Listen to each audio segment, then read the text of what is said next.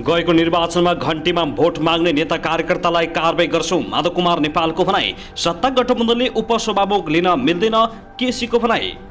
मध्यराती आतंक मचाउने भिआइपी छुटाउन मुस्लिम आयोगका अध्यक्षको धरना। प्रतिनिधि सभामा नवनियुक्त सभामुखको पहिलो सम्बोधन। निष्पक्ष र विवाद रहित भूमिकामा रहिरहने प्रण। ओलीलाई मेटमणि चौधरीको कटाक्ष। संविधानको व्यवस्था पढाउने कोचिङ कक्षा चलाउन मेरो तलब काटियोस्। नेता भनेको ठुलो कद भएको मान्छे हुन्छ भन्ने भाष्य नहराउँदै म आए, सविता गौतमको भनाई। उच्च स्तरीय राजनीतिक संयन्त्रको संयोजक हुँ भन्दै ओलीले कार्यपालिकामाथि नै धावा बोल्दैछन्, सांसद पाण्डेको भनाई। प्रधानमन्त्रीले जुटाएको विश्वास सभामुखको निर्वाचनसम्म उल्टो भइसक्यो, उपसभामुख पायो मगरले। 10 दिनमै एजेन्डा फेर्ने प्रधानमन्त्रीलाई के आइपर्यो यस्तो, सर्वेन्द्र शुक्लाको भनाई। माओवादी र समाजवादी बीच एकताका लागि भयो सहमति, कहिले हुँदैछ पार्टी एकता, यसबारे सम्पूर्ण जानकारी। रोस्टमबाट सविताको पहिलो संविधान। मेरो उपस्थिति नेपाली राजनीतिको पानी ढलो। रोस्टमबाट मेटमणि चौधरीको आक्रोश। ओलीलाई पढाउनु पर्ने भन्दै मेटमणिको कटाक्ष। कुतर्क गर्नेलाई मेरो तलबबाट कटाएर कोचिङ क्लास दिनु पर्यो बिचरा। सभामुख सत्ता गठबन्धनबाट भएकाले उपसभामुख विपक्षबाट हुनुपर्ने काङ्ग्रेसको जिकिर। गृहमन्त्री रवि लामिछाने माथि खनिए काङ्ग्रेस नेताहरू। अपराधीलाई पक्राउ गर्न प्रेस विज्ञप्ति जारी गर्नुपर्ने परम्परा सुरु भयो, काङ्ग्रेस सांसद खतिवडाको भनाई। सभामुख र उपसभामुख एउटै जिल्ला र एउटै निकायको बनाउने प्रयास भइरहेको छ, बद्री पाण्डे। सदनमा स्वस्थ र नीतिगत बहसलाई प्रोत्साहन गरिने। वर्षमान पुनः बिरामी हुँदा प्रचण्डलाई काङ्ग्रेससँग नजिक आउँदा चलखेल। दैव गुरुङ भन्छन्, कुनै पनि हालतमा दायाँ बायाँ गर्दैनौ। सहमति उल्लङ्घन गर्न माहिर केपी ओली र अस्थिर प्रचण्ड। मधेस आन्दोलनको 16 वर्ष पहिचान पायो तर अधिकार पाएन। भावी राष्ट्रपतिमा पशुपति शमशेर राणालाई किन चयन नगर्ने। लोसारको अवसरमा 3 दिन सार्वजनिक बिदा। गोठमा थन्किएर चर्खा र हातेतान देखिँदैन काम्लो र घुम हात ठुला। सुनको सिरानी राखेर नुनको खोजीमा भौतारिन बाध्य दुर्गमका गुर्जाली। कोटेश्वरमा आगो ताप्ने क्रममा 4 जना अचेत अवस्थामा आइसियुमा उपचार हुँदै। नेपालमा सुनको भाव फेरि बढ्यो, तोलाको कति पुग्यो यसबारे सम्पूर्ण जानकारी। अपहरण गरी 9 वर्षीय बालिकाको हत्या गर्ने 2 जना प्रहरीको नियन्त्रणमा। त्रिवीको सहुलियतपूर्ण ऋणको आवेदन बन्द गरिँदै। अक्षर चिन्ने मौका नपाएकी पत्नीको स्मृतिमा विद्यालयमा मञ्च निर्माण। सीके राउतलाई राजेन्द्र लिगदेलको जवाब। संसदीय मर्यादा कायम राख्न मौन धारणामा सहभागी भएनौ। कम्बोडियामा मृत्यु भएका निराकार पाण्डेको शव नेपाल ल्याइयो। र नागरिकलाई प्रोटिन जन्य खानेकुरा उपलब्ध गराउने सरकारको प्रयास पर्याप्त छैन, प्रधानमन्त्री पुष्पकमल दाहाल प्रचण्डको भनाई। संसदमा कड्किए काङ्ग्रेस सांसद। गृहमन्त्रीलाई प्रहरी प्रशासनले टेर्न छोडेको हो। जनताप्रतिको उत्तरदायित्व र जवाबदेहितालाई पहिलो प्राथमिकतामा राख्छु, सभामुख देवराज घिमिरे। अब हेर्नुहोस् पुरा समाचार।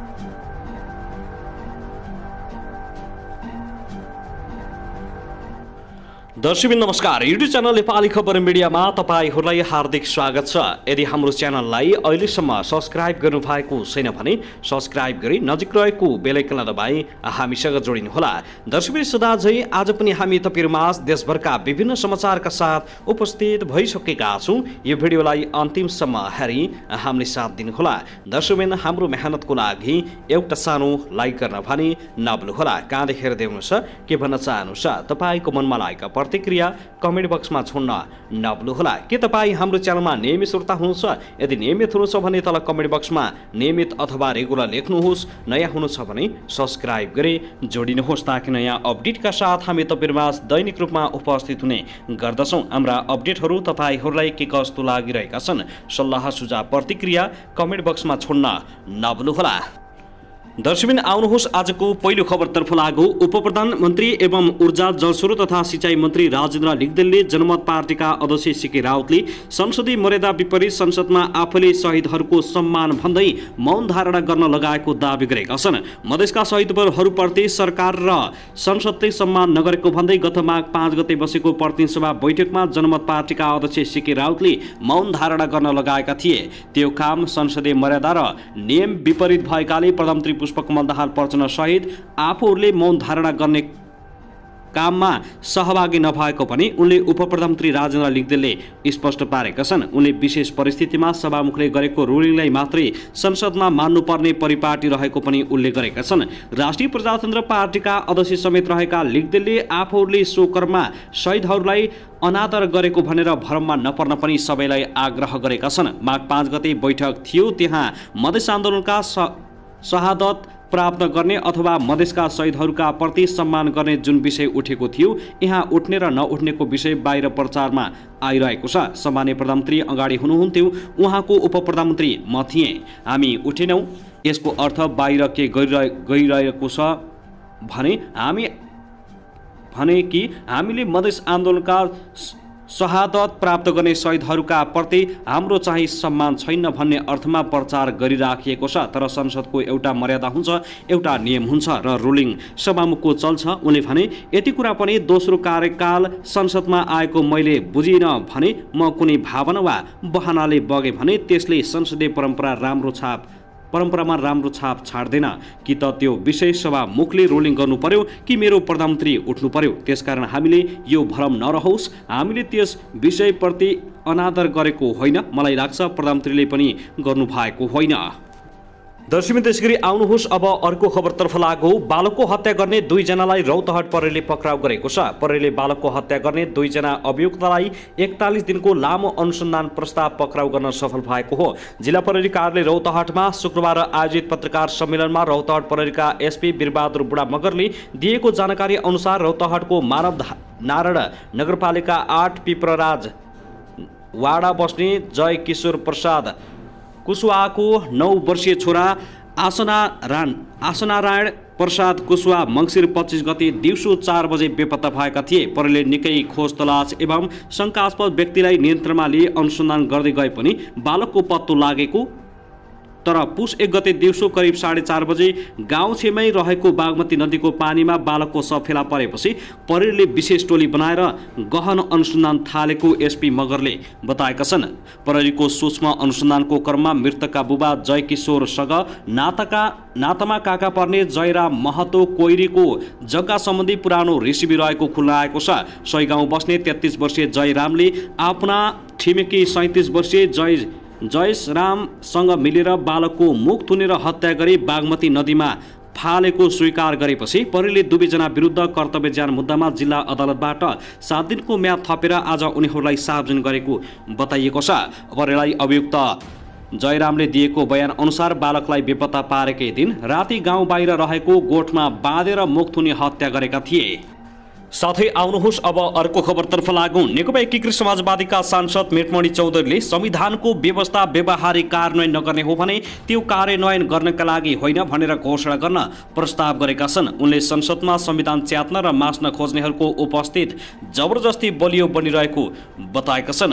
प्रतिनिधि सभाको शनिबारको बैठकमा उपसभामुखी उम्मेद्वार मुक्ति कुमारी यादवलाई समर्थन गर्दै नेता चौधरीले भने संविधानलाई नष्ट गर्नका लागि पूर्व प्रधानमन्त्रीहरू ढोकेर बसिरहनु भएको छ। त्यस्ता व्यक्तिहरूको उपस्थित संसदमा महत्त्वपूर्ण भयो भने फेरि संविधान च्यात्ने काम हुन सक्छ, संविधान धुजा हुन सक्छ। नेता चौधरीले संविधानको व्यवस्था बमोजिम प्रतिनिधि सभाको उपसभामुखमा सांसद मुक्ता कुमारी यादव उपयुक्त हुने बताएका छन्। हाम्रो संविधानले भूगोल, जाति, लिङ्ग र वर्ग क्षेत्रको समावेशी समानुपातिक प्रतिनिधित्वको व्यवस्था गरेको छ। त्यही अनुसार हो भने झापाबाट सभामुख निर्वाचित हुँदा उपसभामुखका लागि मुक्ता कुमारी यादव योग्य हुनुहुन्छ। म उहाँलाई संविधानको व्यवस्था बमोजिम यो सदनको उपसभामुखमा निर्वाचित गर्न आह्वान गर्दछु, चौधरीले अगाडि भने। यदि होइन भने हामी नेपालको संविधानको व्यवस्था देखाउनका लागि हो, भन्नका लागि हो, कार्यान्वयन गर्नका लागि होइन भनेर घोषणा गरौँ। उनले सेटिङमा देश चलाउन चाहनेहरू सधैँ शक्तिशाली हुँदा संविधान र कानुनको शासन ओझेलमा परेको दावी गरेका छन्। त्यसैगरी आउनुहोस् अब अर्को खबरतर्फ लागौँ। नेपाली काङ्ग्रेसका सांसद रामहरि खतिवडाले सरकारले सस्तो लोकप्रियताका लागि कुनै पनि काम नगर्न र नलोबिन ध्यान आकर्षण गराएका छन्। उनले कर्तव्यज्यान मुद्दाका फरार प्रतिवादी पक्राउ गर्न माग गरिएकोमा गृहमन्त्री रवि लामिछानेले उनलाई पक्राउ गर्नुको सट्टा विज्ञप्तिबाजी गरेको भन्दै त्यो अपराध अनुसन्धानको आचार संहिता विपरीत हुने समेत बताएका छन्। मान्छे पक्रिन नसक्ने अनि सूचना जारी गर्ने यो कस्तो अभ्यास हो? म प्रधानमन्त्रीलाई विश्वासको मत दिन जाँदा गृहमन्त्रीसँगै गएको हुँ। उहाँले 170 नम्बर हस्ताक्षर गर्नुभएको छ। प्रहरीको फरार सूचीमा रहेका व्यक्तिले 194 नम्बर हस्ताक्षर गर्नुभएको छ। प्रतिनिधि सभाको शनिबारको बैठकमा सांसद खतिवड़ाले प्रश्न गर्दै भनेका छन्, अब हामीले अपराधीलाई चिनाइदिनु पर्ने हो कि गृहमन्त्री र हाम्रो संयन्त्रले आफै चिन्छ। उनले गृहमन्त्री लामिछानेले अपराधीलाई पक्राउ गर्नुको सट्टा सस्तो लोकप्रियताका लागि विज्ञप्तिबाजी गरेको आरोप लगाएका छन्। जे काम हो त्यही गरौँ, सस्तो लोकप्रियताका लागि विज्ञप्तिबाजी र मिडियाबाजी नगरौँ।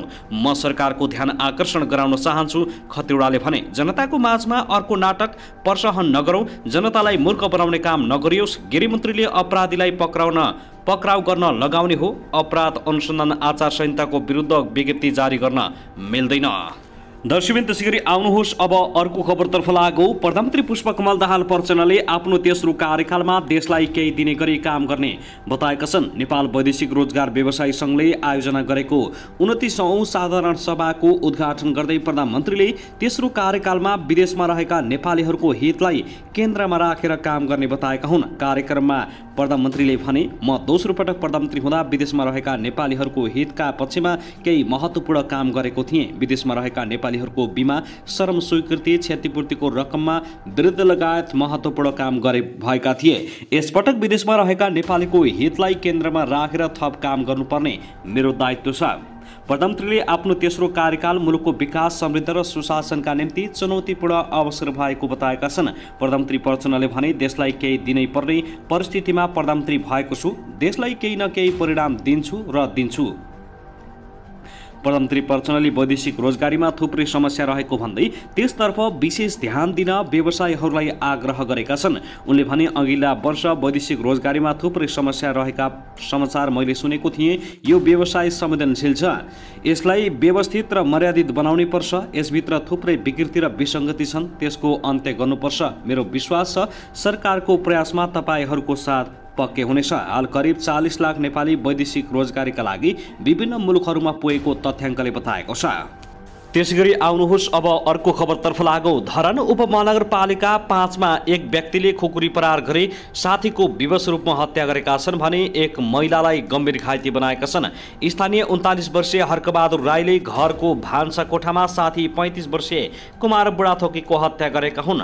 जिल्ला प्रहरी कार्यालयका अनुसार साथीको हत्या गरेर निस्किएका हर्कबहादुरले स्थानीय 25 वर्षीय मन्जु खड्का राईलाई पनि खुकुरी प्रहार गरेका थिए। भागेर नजिकैको सागबारीमा पसेकी मन्जुलाई अन्धधुन्ध खुकुरीले प्रहार गर्न थालेपछि स्थानीयले नियन्त्रणमा लिएका थिए।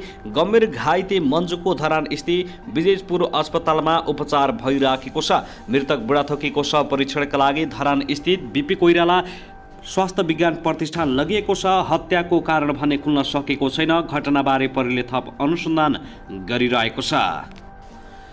त्यसैगरी आउनुहोस् अब अर्को खबरतर्फ लागौँ। कम्बोडियामा गत पुस 15 गते आगलागीमा परि ज्यान गुमाएका झापा बिर्तामोडका निराकार पाण्डेको शव आज शुक्रबार राति नेपाल आइपुग्ने भएको छ। कम्बोडियाको पोइपेट शहरमा रहेको ग्रान्ड डायमन्ड सिटी होटल क्यासिनोमा भीषण आग लागेका कारण 12औं तलाबाट हाम फाल्दा पाण्डेको ज्यान गएको थियो। कम्बोडिया सरकारबाट शवको प्रमाणीकरण नहुँदा शव ल्याउन ढिलो भएको बताइएको छ।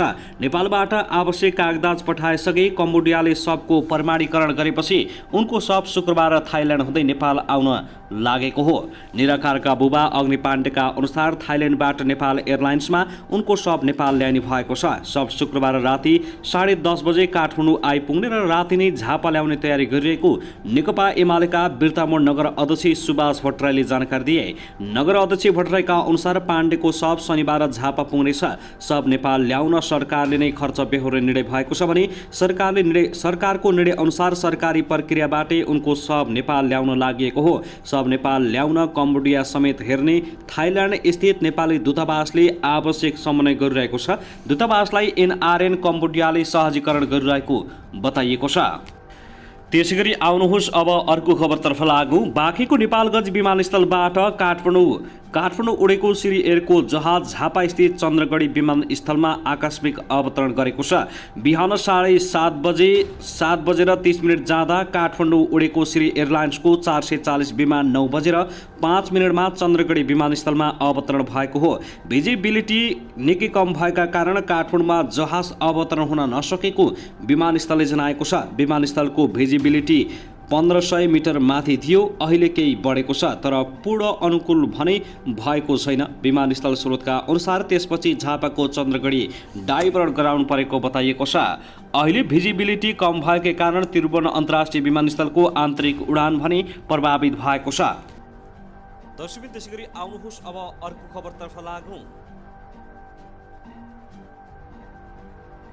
पछिल्लो समय एक अर्का विरुद्ध आक्रामक रूपमा प्रस्तुत हुँदै आएका एमाले अध्यक्ष केपी शर्मा ओली र नेकपा एकीकृत समाजवादीका अध्यक्ष माधव कुमार नेपाल भलाकुसारी गर्दै गरेको अवस्थामा देखिएका छन्।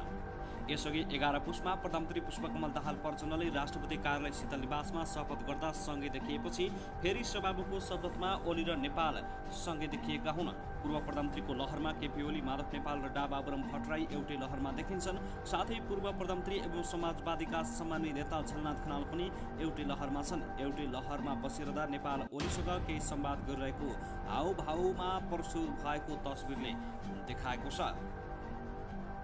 एउटै लहरमा परेपछि ओलीले फेरि सँगै परिएछ भनेर हाँसी मजाक गरेको एक नेताले जानकारी दिएका छन्। जवाफमा नेपालले कुनै प्रष्ट टिप्पणी नगरे पनि केही भलाकुसारी गरेको जस्तो भने देखिन्थ्यो। नेपालको प्रस्तुतिमा अरू 3 पूर्व प्रधानमन्त्री चुपचाप लागेको देखिन्छ। मङ्सिर 4 को चुनावपछि प्रतिनिधि सभाका ज्येष्ठ सदस्य पशुपति शमशेर जबराले आयोजना गरेको चियापानमा अध्यक्ष केपी शर्मा ओली र माओवादी केन्द्रका अध्यक्ष प्रचण्डले भलाकुसारी गरेको र दुवैको चेहरामा प्रस्तुत भएका थिए।